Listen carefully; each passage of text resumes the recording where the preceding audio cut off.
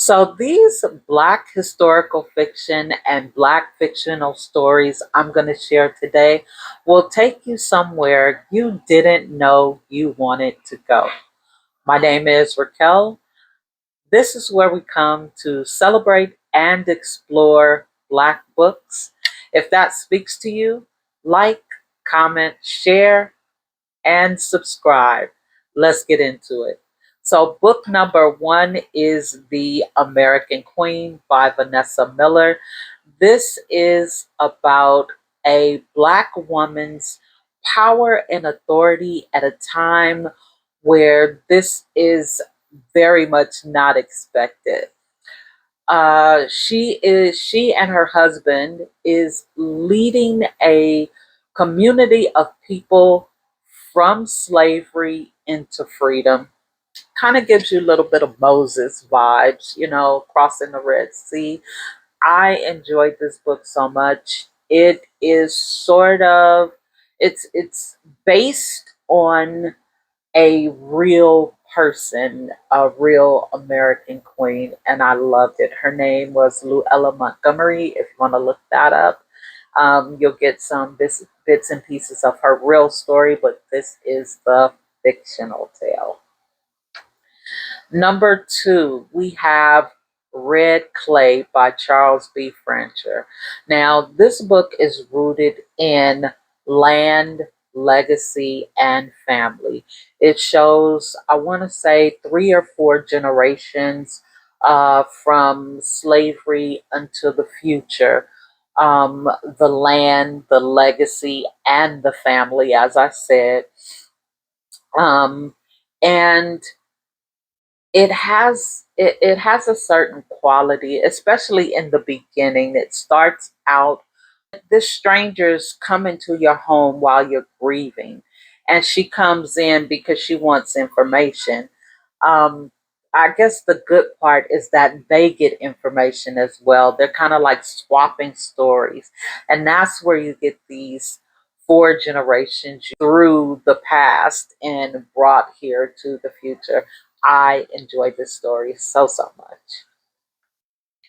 Next, we have One Night in Georgia by Celeste O. Norfleet. Now, this book is very intense and urgent. It captures a moment in time where everything shifts, like everything goes left, and nothing is more important than survival for these 3 young adults who were taking a drive from New York to Spelman. Sorry. And it's like a road trip, and they're having some encounters, they're having some firsts, but there is a point when survival becomes the main issue. This was a really great story. It's I want to say it's in the 60s, I believe. I read this a little while ago, so my memory's a little bit fuzzy on it, but I do know it's a great book, and survival is the key in this particular one. Next, on Sunday, I Pick Flowers. I read this one very recently. It is by Yaya Schofield, probably within the last month. This book feels like a blend of history and fantasy about this lady who is experiencing abuse, and you think that she's a child. You come to find out she's an adult. Her next journey, leaving the home for the first time, I think in some ways prepare her for living alone in the forest in this haunted space with things happening, like unexpected things that would not normally be happening. And the way they merged this historical fiction together with this fantasy, it was great. Right now, this is one of my very favorite books. So this, yes, if you have not read On Sunday I Pick Flowers, and it's really, I haven't figured out why they named it that, because I can't remember anything in the book that I know she picked flowers, but I just don't know why it was named that. And then next we have Time's Undoing by Cheryl Ahead. Now, this was a great book. This one is more of a historical fiction mystery, and it comes it comes together.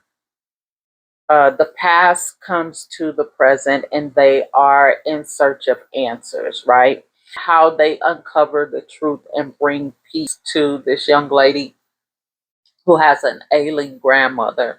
And so her grandfather, I think it's it might be her great grandfather. Yeah, her grandmother's father, which would be her great grandfather, disappeared in the early 40s, I believe it is, and they never knew what happened to him. And so this is a story where she is trying to bring some peace to her grandmother by finding out what happened to her great grandfather. This was a really touching story. It hit me right here. And then, oh, we have When the Reckoning Comes by Latanya McQueen.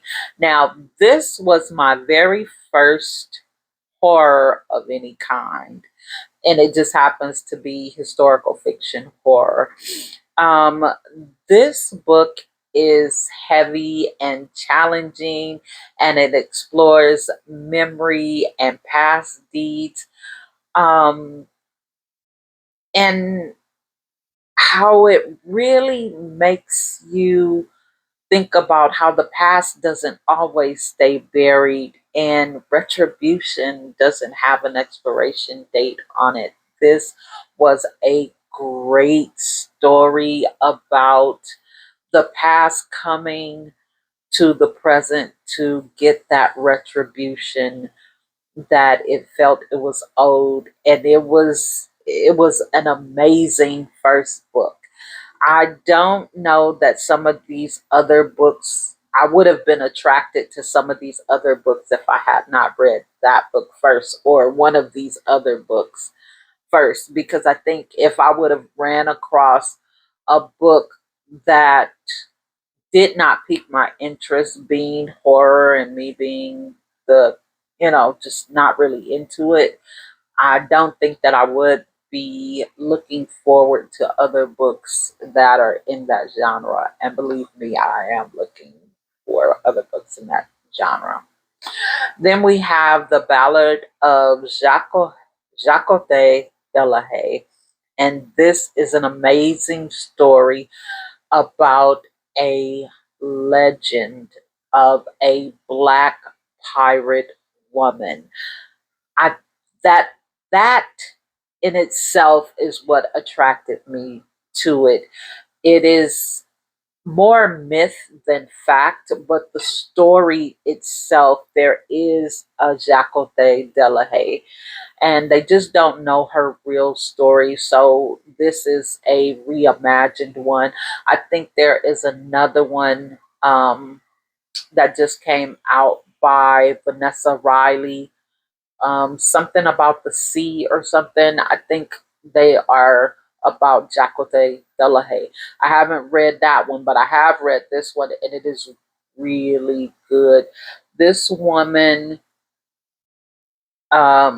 it's about maritime criminals and outcasts who are on the sea and some parts of land, being bold and um, righting a wrong for Jacote Delahaye, but other things are happening as well. But she is a black woman in a space that just doesn't welcome women. Period, and she is in her full authority, and I love it.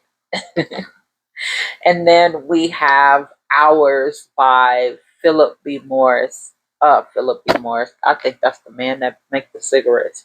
Anyway, his name is Philip B. Williams, and this book, it kind of sets itself apart from most other books, I feel, because it explores freedom and separation in a way that is very different from what we would normally see.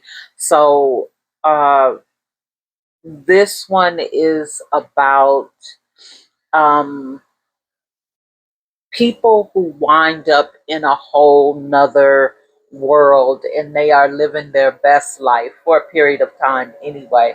They wind up in this, I guess, third or fourth dimension, if you will. It's somewhere different from where they are. There is no slavery and no segregation and all these different things. This was a beautiful story. I enjoyed it. It, gave me happy vibes. And then we have Sky Full of Elephants, another one that it kind of rearranges reality for you. It allows you to see what could happen under different circumstances.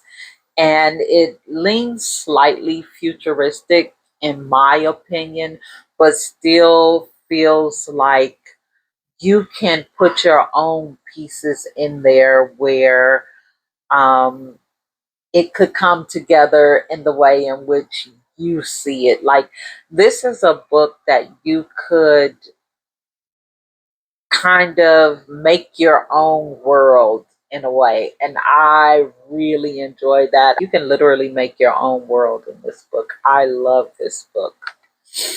And then last but not least, we have One of Our Kind by Nicola Yoon. Never read anything by Nicola Yoon before. And this book is, I think it's very intentional and it's perfect in a weird sort of way. It is about this little community, a black community that everybody wants to live in. The thing is,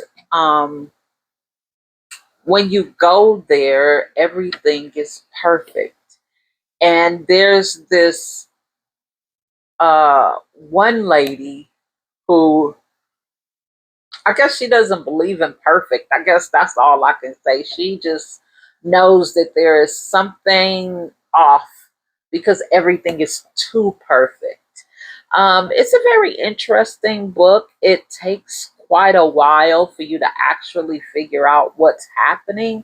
But while you're going through, if you like mysteries, then this would be a good book because they definitely give you clues. Once you actually find out what's happening, things start flooding back like, oh, that's why that. And now I understand why that was that way. So yeah, I enjoyed all 10 of these books.